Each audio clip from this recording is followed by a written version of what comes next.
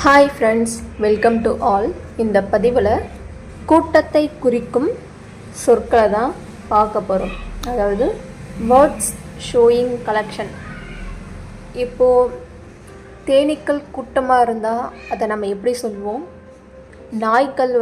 நாய் வந்து கூட்டமாக இருந்துச்சுன்னா அதை நம்ம எப்படி சொல்வோம்? இப்போது கிரிக்கெட் வீரர்கள் வந்து ஒரு கூட்டமாக இருந்தாங்கன்னா அவங்கள என்னன்னு சொல்லுவோம்? இந்த மாதிரியான விஷயங்களை தான் இந்த பதிவில் நம்ம தெரிஞ்சுக்க போகிறோம். வாங்க வீடியோக்குள்ளே போகலாம். An army of soldiers. An army of soldiers. படை வீரர்களின் சேனை. சோல்ஜர்ஸ் அப்படின்னா படை வீரர்கள், ஆர்மி அப்படின்னா சேனை. An army of soldiers. படை வீரர்களின் சேனை. அடுத்தது an assembly of people. பீப்புள்னா மக்கள், அசம்பிளி அப்படின்னா கூட்டம். an assembly of people, ஒரு மக்கள் கூட்டம். இப்போ ஏதாவது ஒரு மீட்டிங் நடக்குதுன்னா மக்கள்லாம் வந்து நிறைய பேர் வருவாங்க. ஸோ அது வந்து மக்கள் கூட்டம் சொல்லுவோம். மக்கள் கூட்டத்தை வந்து assembly of people. அடுத்தது a bale of cotton. Cotton வந்து நிறைய இருந்துச்சுன்னா அது வந்து bale of cotton, ஒரு பஞ்சு பொதி. a bale of cotton, ஒரு பஞ்சு பொதி. அடுத்தது a band of singers. பாடகர்கள், சிங்கர்ஸ்னால் பாட்டு பாடுறவங்க, band of singersனால் அவங்களோட குழு, பாடுறவங்க இருக்கிற குழு வந்து பேண்ட் அப்படின்னு சொல்லுவோம். எ பேண்ட் ஆஃப் சிங்கர்ஸ், ஒரு பாடகர் குழு. எ பேண்ட் ஆஃப் சிங்கர்ஸ், ஒரு பாடகர் குழு. அடுத்தது a board of directors. A board of directors. டைரக்டர்ஸ்னால் இயக்குனர். இப்போது ஒரு படம் எடுக்கிறாங்கன்னா அந்த படத்தோட இயக்குனர்னு சொல்லுவோம்ல. ஸோ டைரக்டர்ஸ்னால் இயக்குனர். இயக்குனர்களாக இருக்கிற கூட்டத்துக்கு பேர் போர்டு, வாரியம். ஒரு இயக்குனர் வாரியம். எ போர்ட் ஆஃப் டைரக்டர்ஸ், ஒரு இயக்குனர் வாரியம். அடுத்தது எ பஞ்ச் ஆஃப் கிரேப்ஸ். கிரேப்ஸ்னால் திராட்சை பழம். பஞ்ச் அப்படின்னா கொத்து, ஒரு திராட்சை பழ கொத்து. எ பஞ்ச் ஆஃப் கிரேப்ஸ், ஒரு திராட்சை பழ கொத்து. அடுத்தது எ பண்டல் ஆஃப் ஸ்டிக்ஸ். ஸ்டிக்ஸ்னால் விறகு இல்லைன்னா குச்சி, இந்த மாதிரி நம்ம சொல்லலாம். பண்டில் அப்படின்னா ஒரு கட்டு. எ பண்டில் ஆஃப் ஸ்டிக்ஸ், ஒரு சுள்ளிக்கட்டு. எ பண்டில் ஆஃப் ஸ்டிக்ஸ், ஒரு சுள்ளிக்கட்டு. அடுத்தது எ கிளாஸ் ஆஃப் ஸ்டூடெண்ட்ஸ். ஸ்டூடெண்ட்ஸ்னால் மாணவர்கள், கிளாஸ் அப்படின்னா வகுப்பு. எ கிளாஸ் ஆஃப் ஸ்டூடெண்ட்ஸ், ஒரு வகுப்பு மாணவர்கள். இவங்கெல்லாம் ஒரு கிளாஸ் சேர்ந்த மாணவர்கள், ஒரு வகுப்பு சேர்ந்த மாணவர்கள். அவங்கள எப்படி சொல்கிறது? எ கிளாஸ் ஆஃப் ஸ்டூடெண்ட்ஸ். அடுத்தது எ கம்பெனி ஆஃப் மெர்சன்ட்ஸ். எ கம்பெனி அப்படின்னா வணிகர், மெர்சன்ட்ஸ்னால் குழுமம். எ கம்பெனி ஆஃப் மெர்சன்ட்ஸ், ஒரு வணிகம் குழுமம். அடுத்தது எ கன்ஸ்டலேஷன்ஸ் ஆஃப் ஸ்டார்ஸ். ஸ்டார்ஸ்னால் தெரியும், விண்மீன். அது விண்மீன் வந்து கூட்டமாக இருக்கும்ல, அதை வந்து நம்ம என்ன சொல்லணும்?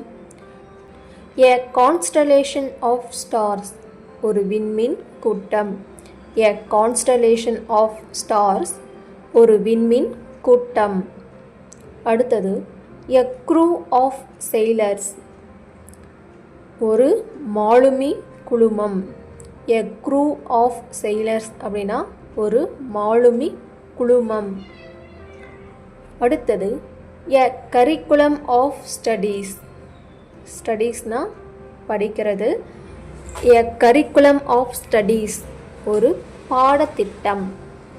எ கரிக்குலம் ஆஃப் ஸ்டடீஸ், ஒரு பாடத்திட்டம். A fleet of ships. Ship அப்படின்னா படகு.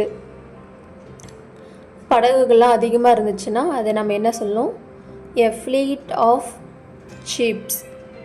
எ ஃப்ளீட் ஆஃப் ஷிப்ஸ் ஒரு கடற்படை தொகுதி.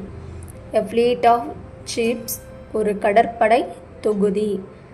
எ ஃப்ளைட் ஆஃப் ஷிப்ஸ் ஒரு கடற்படை கூட்டம். எ ஃப்ளைட் ஆஃப் ஷிப்ஸ் ஒரு கடற்படை கூட்டம். கடற்படை தொகுதி, கடற்படை கூட்டத்துக்கு நம்ம என்ன சொல்லணும்? ஃப்ளீட்டும் ஃப்ளைட்டும் அப்படின்றத நம்ம சொல்லணும். அடுத்தது எ ஃப்ளைட் ஆஃப் பேர்ட்ஸ் ஒரு பறவைகள் தொகுதி. பேர்ட்ஸ் அப்படின்னா பறவைகள். எ ஃப்ளைட் ஆஃப் பேர்ட்ஸ் ஒரு பறவைகள் தொகுதி. அடுத்தது எ ஃப்ளாக் ஆஃப் ஷீப். ஷீப் அப்படின்னா ஆடு. ஃப்ளாக் ஆஃப்னா மந்தை. ஆடுகள்லாம் ஒரு இடத்துல தங்கும்ல. இப்போது மார்னிங்லேருந்து ஈவினிங்லேருந்து விட்டுட்டு நைட்டில் தங்கறதுக்கு அதுக்கு ஒரு கூடாரம் மாதிரி இருக்கும். அதை தான் ஆட்டு மந்தைன்னு சொல்லுவாங்க. எ ஃப்ளாக் ஆஃப் ஷீப் அப்படின்னா ஒரு ஆட்டு மந்தை. அதே கொள்ளையர்கள் ஒரு கூட்டமாக இருந்தாங்கன்னா அவங்களே நம்ம என்னன்னு சொல்லணும்? எ கேங் ஆஃப் ராபர்ஸ். ராபர்ஸ்னால் திருடுறவங்க, கொள்ளையடிக்கிறவங்க. கேங் அப்படின்னா கூட்டம்.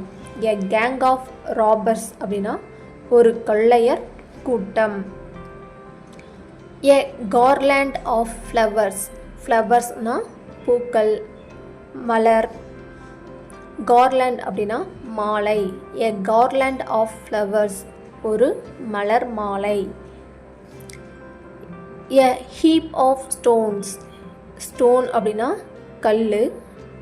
ஹீப்னா அதை குவிச்சு இருக்கும்ல, ஒரு இடத்துல குவிஞ்சு இருந்துச்சுன்னா அதை எ ஹீப் ஆஃப் ஸ்டோன்ஸ் ஒரு கற்குவியல். எ ஹீப் ஆஃப் ஸ்டோன்ஸ் ஒரு கற்குவியல். அடுத்தது எ ஹர்ட் ஆஃப் கேட்டில் ஒரு மாட்டு மந்தை. மாடுகள்லாம் இருக்கிற ஒரு இடத்துக்கு மாட்டு மந்தைன்னு சொல்லுவாங்க.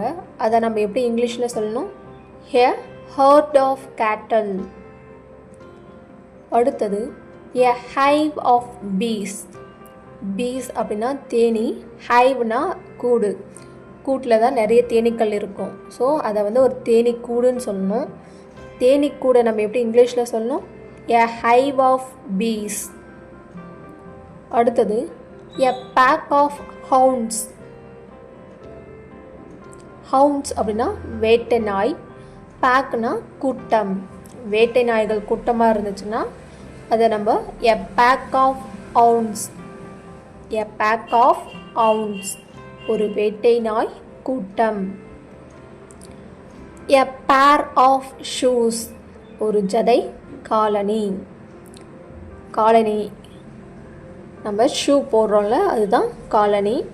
எ பேர் ஆஃப் ஷூஸ்னால் ஒரு ஜதை, ஒரு ஜோடின்னு சொல்லுவோம்ல, ஜோடின்றதை தான் ஜதை அப்படின்னு சொல்கிறோம்.